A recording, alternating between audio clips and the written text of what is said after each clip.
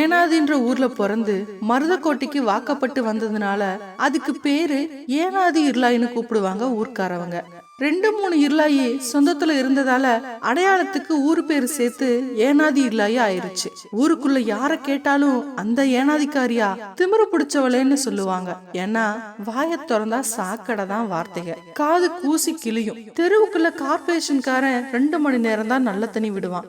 6 குழா தண்ணி மந்தையில எப்பயும் வரும். அது டேங்க கட்டி காலையிலயும் சாயந்தரமும் மோட்டர் போடுறதால வந்துகிட்டு இருந்துச்சு. ஆனா வைகையில தண்ணி வத்தி போனதால தூந்து போச்சு. வேற தண்ணி வசதி அங்க இல்ல. வசதிப்பட்டவங்க அவங்க வீடுகள்ல நீர்மூழ்கி மோட்டார் போட்டு தண்ணி எடுத்துக்கிட்டாங்க. ஏழைப்பாளைய பாவம் என்னத்த செய்யும், அதுகளுக்கு கார்பரேஷன் விடுற தண்ணி தான். அந்த தண்ணி காலையில வரப்ப கொஞ்சம் பேரு வீட்டுல அடிபைப்பு போட்டு தண்ணி எடுத்துக்கிட்டாங்க. அதுக்கும் வழி இல்லாதவங்க பொது குழாய்க்கு வருவாங்க.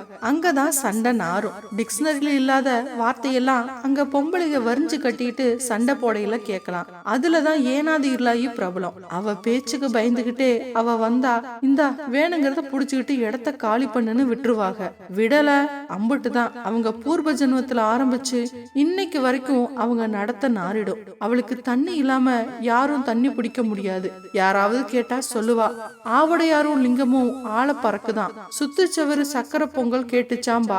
அவளை பொறுத்தவரை அவளுக்கு தான் எல்லாமே, எல்லாத்துக்கும் சொலவட வச்சிருப்பா. தண்ணி பிடிச்சிட்டு இருக்கையில யாராவது குறுக்க வந்தா ஆள பொறுத்த சிரிக்கி மக வாழை பொறுக்க மாட்டாம்பா.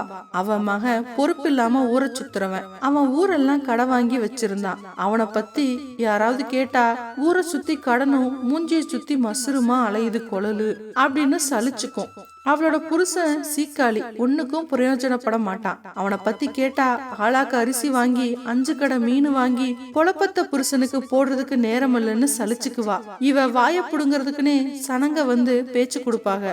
இப்படித்தான் சொலவடியா கொட்டும். அவளுக்கு பிறந்த வீட்டுல இருந்து ஒன்னும் கொடுக்கல, ஏமாத்திட்டாங்க. அத கேட்டா சொப்பனத்துல பார்த்த அரிசி எல்லாம் சோத்துக்காகுமா, நம்ம பொழப்ப நாம தான் பாத்துக்கணும்பா. உன் பொழப்பு எப்படி போகுதுன்னு கேட்டா பூத்து கெட்டுச்சு பூ திறந்து கெட்டுச்சு வாய் நாறுதும்பா. இப்படித்தான் அவளுக்கு கொண்டவனும் சரியில்லை, பெத்தவனும் சரியில்லை. ஆனாலும் சொல்லிக்குவா, கொண்டவன் சரியா இருந்தா கூரையில ஏறி கோவலாம், வந்தவன் சரியா இருந்தா வாய் நீட்டி பேசலாம். கொண்டவனும் சரியில்லை, வந்தவனும் சரியில்லை, வாழைப்பழம் கூட வழி இல்லம்பா. அவன் புருஷன் ஒரு வேலையும் செய்ய மாட்டான். அதனால சொல்லுவா, அவன் நின்னா நெடுஞ்சவரு, படுத்தா குட்டியச்சவரு, இடிச்சு தள்ளினா என் மேல பாவம்பா. அவ பொழப்ப அவதான் பாத்துக்கிட்டு இருந்தா. பக்கத்துல இருந்த வசதியான ஏரியாவுல வீட்டு வேலைக்கு போவா. அங்க கிடைக்கிறத வச்சுதான் கஞ்சி குடிக்கணும். அதையும் அவளோட மக வந்து புடுங்கிட்டு போயிடுவான். போய் சீட்டாடி தோத்துட்டு வந்து நிப்பான். சொந்த புத்தியும் இல்ல, சொல் பேச்சும் கேட்க மாட்டான். இவளை போட்டு பாடா படுத்துவான், அடிச்சு விரட்டுவா. ஒரு நேரத்துல அவன் திண்ணையில உட்கார்ந்து கிடப்பான். அப்புறம் அவளுக்கு மனசு கேட்காம வந்து கஞ்சிய குடிச்சு தொலைன்னு உள்ளார கூப்பிட்டு கஞ்சிய ஊத்துவா. யாராவது சொல்லுவாங்க, அவனுக்கு ஏன் கஞ்சி ஊத்துறன்னு. அப்ப சொல்லுவா, நீர் அடிச்சு நீர் விலகுமா, நீ பெத்த புள்ள இல்லைன்னு ஆயிடுமான்னு கண்ணை தொடச்சுக்குவா. எப்படியோ பொழப்பு ஓடிக்கிட்டு இருந்துச்சு. அவளை பிடிக்காதவங்க அவ வேலைக்கு போற இடத்துல முன்ன பின்ன இருக்கிறதா பேசிக்குவாங்க. அது அவ காதுல விழுந்துச்சு. அம்புட்டுதான். ஈயத்தை பார்த்து இழிச்சுதான் பித்தல, மல்லாந்து படுத்துக்கிட்டு எச்சிய துப்பாத, அது உன் மார் மேலதான் உழுகும். காமால கண்ணுக்காரிக்கு கண்டதெல்லாம் மஞ்சதான். கதையை அவுத்து விடுறவளுக்கு காது வர வாய்தான்னு போட்டு வெளுத்து புடுவா. அவளோட புருஷனுக்கு முடியாம போச்சு, அவளுக்கும் முடியலதான். அவனுக்கு ஒண்ணுக்கு மஞ்சளா போச்சு. மஞ்ச காமாலையா இருக்கும்னு அச்சம்பத்துல கூட்டிட்டு போய் 10 போட்டு வந்தா. ஆனாலும் ஒன்னும் சரியாகல. பக்கத்துல இருக்க டாக்டர் கிட்ட காமிச்சா. அவரு ஒண்ணுக்கு லேப்ல செக் பண்ண சொன்னாரு. பார்த்ததுல காமாலை இல்லைன்னு வந்துச்சு. அதுக்கு சந்தோஷப்பட்டா. ஆனா அவனுக்கு உடம்பு ரொம்ப முடியாம போச்சு. அப்ப பெரிய ஆஸ்பத்திரிக்கு கூப்பிட்டுட்டு போய் காமிச்சதுல கிட்னிக்கு போற ரத்த குழாயில கட்டின்னு சொல்லி ஆபரேஷன் பண்ணினாங்க. அப்புறம் தான் தெரிஞ்சது அது புத்து கட்டின்னு. அதனால இருளாயி உடஞ்சு போயிட்டா. அவ பேச்சு குறைஞ்சு போச்சு. யாரு கேட்டாலும் அழுகதான் வந்துச்சு. கேக்குறவங்க கிட்ட சொன்னா, என்ன முந்துதோ திரி முந்துதோ, ஏழிமலைக்கு தான் வெளிச்சோன்னு கண்ணு கலங்கினா. அவ சொன்ன மாதிரி ஒரு நாள் அவன் போயிட்டான். திரி முந்திருச்சு. அவனுக்கு நீர்மலைக்கு தண்ணி கிடைக்கல. யாரோ இறக்கப்பட்டு ஒரு லாரி தண்ணி ஏற்பாடு பண்ணனாங்க. என்னதான் பாவம் கொட்டி போச்சு. அவளை யாராலும் தேத்த முடியல. பேருக்கு புருஷன்னாலும் ஊருக்கு முன்னாடி மறுவாததான். அவன் போனதுக்கு அப்புறம் அவன் நடப்பணமா மாறிட்டா. அப்ப பார்த்து அவளுக்கு பிறந்த வீட்டுல இருந்து சொத்துன்னு ஒரு காணி நிலம் வந்துச்சு. அவளுக்கும் ரொம்ப முடியல. அந்த ஊரு பெரிய மனுஷன் மனுஷங்களை கூப்பிட்டு அதை வித்து தெருமுக்குல வாட்டர் டேங்கும் அதுக்கு தண்ணி ஏத்த நீர்மூழ்கி மோட்டாரும் போட சொன்னா. அவ கூட சண்டை போட்டவ கூட இறக்கப்பட்டாங்க. இந்த தண்ணிக்கு தானே நான் கெட்டவளா போனேன், யாரும் மதிக்காம போயிட்டாங்க, அத நான் என் செலவுல தீர்த்து வைக்கிறேன்னு சொன்னா. அது மாதிரியே தண்ணி தொட்டி வந்துச்சு. அடுத்த கொஞ்ச நாளுல அவளும் போய் சேர்ந்துட்டா. அவளுக்கு நீர்மாளிக்கு தெருவுல இருக்கிறவங்க எல்லாருமே வந்தாங்க. அந்த தண்ணி தொட்டியில இருந்து தண்ணி கொண்டாந்தப்ப எல்லார் கண்ணும் நனைஞ்சு போச்சு. அந்த ஈரத்தோடவே அவளோட உடம்பு ஊற விட்டு போகையில அழுகாத ஆம்பளைய கூட அழுகைய கட்டுப்படுத்த முடியல. காயத்ரி, என்ன இவ்ளோ சாப்பாடு போட்ட, நான் ஊதி போயிடுவேம்மா என மனைவியிடம் குழந்தையாய் கெஞ்சினான் கோபால். காலையில தான் ஆபீஸ்க்கு போனா தூக்கம் வரும்னு சாப்பிட முடியறதில்ல, ராத்திரியாவது ஒழுங்கா சாப்பிடலாம் இல்லையா என்றபடி மேலும் 2 இட்லி வைத்து மிளகாய் பொடியை எடுக்கும் போது அது மின் விசிறியின் காத்துப்பட்டு சட்டென கோபாலின் கண்களில் விழ துடித்து போனான். பதறி போன காயத்ரி கணவனின் கண்களை கழுவி விட்டு படுக்கையில் படுக்க வைத்து ஐ டிராப்ஸை எடுத்து வர, எனக்கு சரியாயிடுச்சு காயு, இதெல்லாம் எதுக்கு, இத நீங்க போட்டுக்கிட்டாதாங்க எனக்கு திருப்தி என்றபடி கணவனின் கண்களில் மருந்தை போட அமிலத்தை ஊற்றியதை போல எரிந்தது.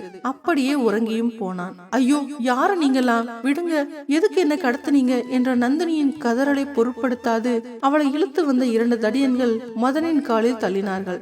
கையில் மதுக்கோப்பையுடன் சிரித்த மதன், டேய் பாத்துடா, நமக்கு பணம் கொடுக்க போற மகாலட்சுமி இவ, பத்திரமா இவளை கண்ணி கழிச்சு விபச்சார விடுதிக்கு அனுப்புற பொறுப்பு நமக்கு இருக்குது இல்ல என்றபடி நந்தினியை தொட்டு தூக்குமையில மிரட்சியுடன் நகர்ந்தபடி, நந்தினி வேண்டாம் அண்ணா, ஏற்கனவே எனக்கு மாலைக்கு நோய், சாயங்காலம் 6 மணிக்கு மேல கண்ணு தெரியாது, கோழி குருடானா என்ன கண்ணு, நமக்கு குழம்பு ருசியா இருக்கணும், அதான் முக்கியம் என்று கண்ணடித்தான். நந்தினி உடல் நடுங்க கை கூப்பினாள். படிச்சு பெருசா சாதிக்கணுங்கிற என் ஆசையை களைச்சிடாதீங்கன்னா கண்ணீருடன் அவள் கெஞ்ச, ஐயோ அண்ணான்னு சொல்லி என் மூட கெடுக்காத டார்லிங், இப்போ விபசார விடுதியில எப்படி ஆம்பளைங்களை சந்தோஷப்படுத்தணும்னு உனக்கு ஒரு ஒத்திகை.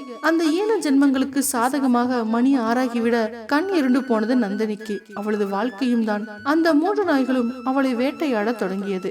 கண் தெரியாது பரிதவித்து தப்பிக்க முற்பட்ட அந்த பாவியை பந்தாய் ஒருவர் மாற்றி ஒருவர் பிடித்து உருட்டினார்கள். அவளின் கதறலை கேட்டு காப்பாற்ற யாரும் நாதியற்று போனாள். மிகவும் முரண்டு பிடித்து போராடிய விளைவால் குபுகுபுவென வெளியேறி கொண்டிருந்த ரத்த போக்கை பொருட்படுத்தாது தடுமாறி எழுந்த நந்தினியின் காலில் இடறியது மது பாட்டில். நொடி தாமதிக்காமல் பாட்டிலை உடைத்து தன்னைத்தானே குத்தி கொண்டு துடித்து இறந்து போனாள்.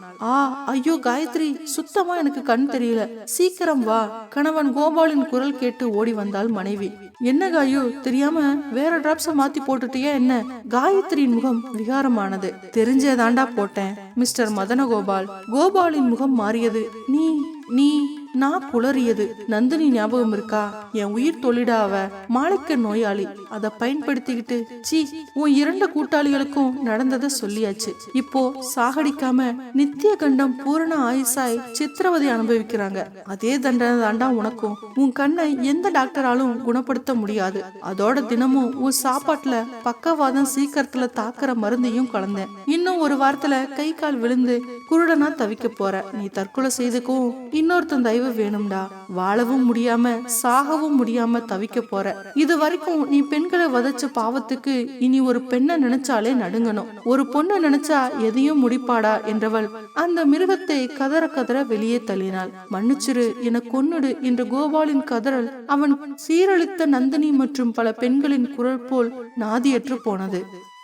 என்னத்தையோ பறி கொடுத்த மாதிரி உட்கார்ந்திருந்தா புவனா. அவ இப்போதான் 10வது படிக்கிறா. பள்ளிக்கூடம் போகாம லீவ போட்டு வீட்டுல உட்கார்ந்திருந்தா. ஏண்டின்னு கேட்டதுக்கு ஒண்ணுமில்லன்னு மழுப்புனா. அவளோட அம்மா பக்கத்து வீட்டுல பாத்திரம் கழுவி வயித்த கழுவுறா. பெருசா ஒன்னும் வேலை கிடையாது. அவளோட அப்பா கோபாலு கூலி வேலை செய்யறவரு. வாய்க்கும் கைக்கும் போகாத குடும்பம் தான். எப்படியோ பொழப்பு ஓடிட்டு இருந்துச்சு. அவகிட்ட ஏதோ மாற்றம் தெரிஞ்சிச்சு. என்னடின்னு கேட்டா ஒன்னும் சொல்ல மாட்டேங்கிறா. சரி சாயங்காலம் பாத்துக்கலான்னு வீட்டு வேலைக்கு கிளம்புனா அம்மா. அவ எப்பவும் முத வீடா டாக்டர் அம்மா வீட்டுக்கு தான் போவா. அப்புறம் தான் மத்த வீடுக. அன்னைக்கும் அப்படித்தான் போனா. இவ ஒரு மாதிரி இருக்கிறத பார்த்துட்டு டாக்டர் அம்மா கேட்டாங்க ஏன்னு. இவ மக விவரத்தை சொன்னா. சரி சாயங்காலமா கிளினிக்கு கூட்டிட்டு வா பேசுவோம்னாங்க. சரின்னு பகல எல்லா வீட்டு வேலையும் முடிச்சுட்டு புவனாவை கூப்பிட்டா டாக்டர் அம்மாவை பார்க்க. அவ எனக்கு ஒண்ணும் இல்லைனா. அப்புறம் 2 வருஷமும் கூட வந்தா. கிளினிக்ல எல்லாரும் போனவன உள்ள கூப்பிட்டாங்க. நீ வெளியே இருமா, புவனாவை நான் செக் பண்ணணும்னாங்க. அம்மா வெளியே காத்திருந்தா. அப்புறமா புவனா அழுது தொடச்ச மூஞ்சியோட வெளியே வந்தா. அவளை டாக்டர் அம்மா கூப்பிட்டாங்க. டாக்டர் அம்மா கேட்டாங்க, உன் மக வெளியே உட்கார்ந்து எவ்வளவு நாளாச்சுன்னு. கவனிக்கலாமான்னு அம்மாக்காரி சொன்னா. சொல்றது அமைதியா கேட்கணும், சத்தம் போடக்கூடாது. உன் மக கர்ப்பமா இருக்கா, ஏதோ தப்பு நடந்திருக்கு, அவ மழுப்புறா. நீ நாளை காலையில கூட்டியாந்து அட்மிட் பண்ணிரு. என்னோட தொழிலுக்கு விரோதமா, ஆனா அந்த பிள்ளை எதிர்காலத்துக்காக செய்யணும், களைச்சிடலாம். நல்ல வேலை ரொம்ப நாளாகலன்னாங்க. அம்மாவும் வாயை பத்தி அழுதுகிட்டு சரினா மைக்கானாலு அது மாதிரி கூட்டியாந்து களைச்சாச்சு. 2 நாள் அங்கனுக்குள்ளேயே ரெஸ்ட் எடுத்துட்டு வீட்டுக்கு கூட்டியாந்தா அம்மாக்காரி. அவன் புருஷங்கிட்ட விஷயத்த சொல்லாம சமாளிச்சா. தெரிஞ்சா கொன்னே போட்டுருவாருன்னு இப்ப மக கிட்ட கேட்டா எப்படி ஆச்சுன்னு. அதுக்கு அவ சொன்னா, போன மாசம் கூட படிக்கிற புள்ள பர்த்டேக்கு வீட்டுக்கு வர சொன்னா. அங்க நிறைய பேரு வந்திருந்தாங்க. எனக்கு கூல்ட்ரிங்க்ஸ் கொடுத்தாரு ஒருத்தர். ஏதோ தலை சுத்துற மாதிரி இருந்துச்சு, மயங்கிட்டேன். அப்புறம் என்ன நடந்துச்சுன்னு தெரியல. முழிச்சு பார்த்தா ஃப்ரெண்டு அழுகுறா. மன்னிச்சிடுன்னு நான் காரி துப்பிட்டு வந்துட்டேன். அம்மா நான் தப்பு எதுவும் பண்ணலன்னு அழுதா. அம்மாவும் எனக்கு நம்பிக்கை இருக்கு, நீ ஏன் மக தப்பு பண்ண மாட்ட, இது ஒரு கெட்ட கனவா மறந்துடுன்னு சொல்லிட்டு கட்டி பிடிச்சு அழுதா.